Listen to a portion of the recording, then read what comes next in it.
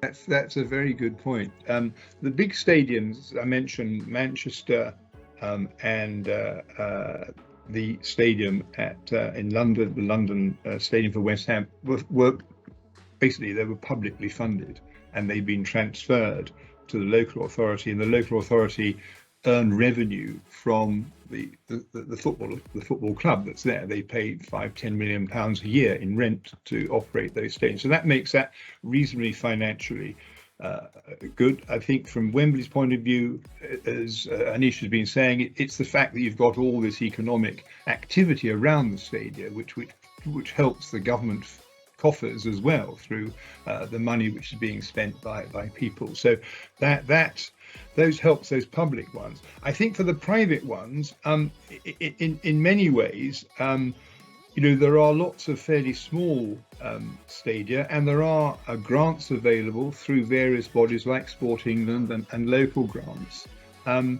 which help the development of stadia, which are there for community use, for grassroots sport and things like that, which is very much the same as you have in India. I think if one's looking at to the larger stadia, as I said, it's a little bit of an unusual situation in the sense that many of them are owned by very large international corporations, be they Qataris, be they Emiratis, be they Americans, be they Russians.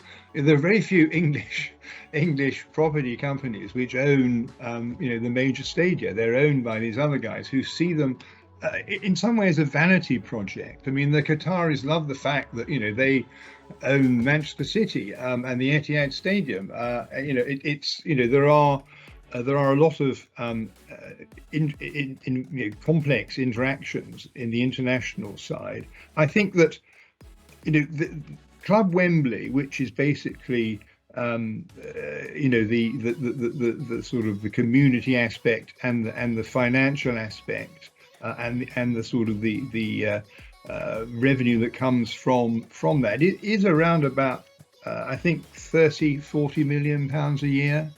The events themselves bring in another 50 million pounds a year. So you've got practically 100 million pounds worth of revenue, because the stadium has been designed, as Anish was saying, with good transport links, and with good retail opportunities. You go there, you can dine. I mean, you can have weddings there, you can have business meetings there. They have these sort of club zones, and they have these very elaborate suites which companies rent from year to year. They use them for their board meetings, they use them for all sorts of things. So throughout the year, Wembley is open 365 days a year, but it doesn't have many football matches on during that time. It's there as a hub for entertainment, a hub for business, a hub for retail, and that produces the income. But it needs to have been designed, managed, and built to facilitate that. It's difficult. So it seems to me that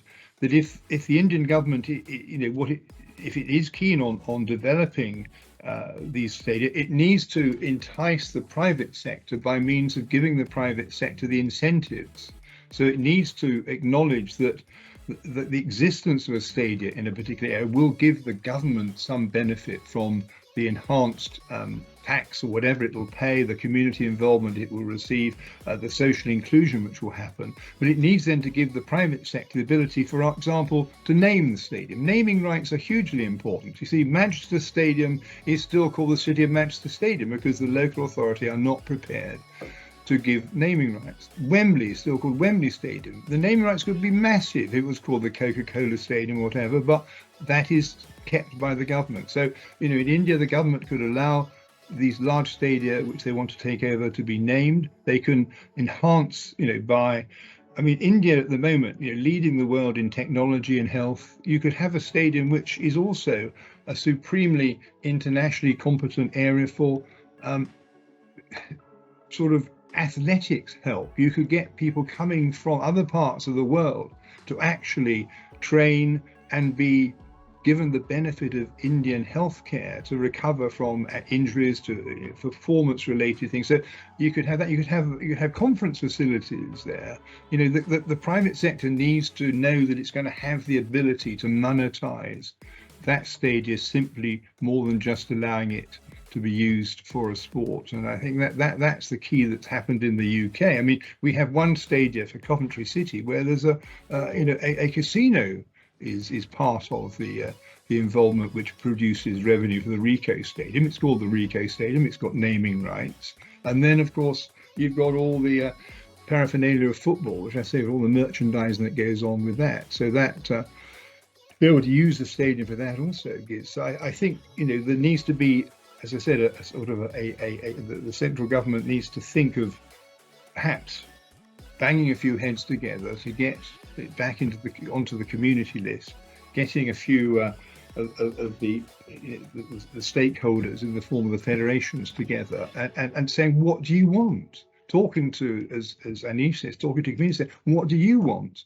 Working out where those things coalesce, decide that's where the stadium is going to be, is the transport enough? And then saying, well, what can we offer the private sector to make it attractive financially for them, or give them, the naming rights, give them the ability to put retail, commercial, conference facilities, healthcare, and all those things around it, create a real asset for the private sector.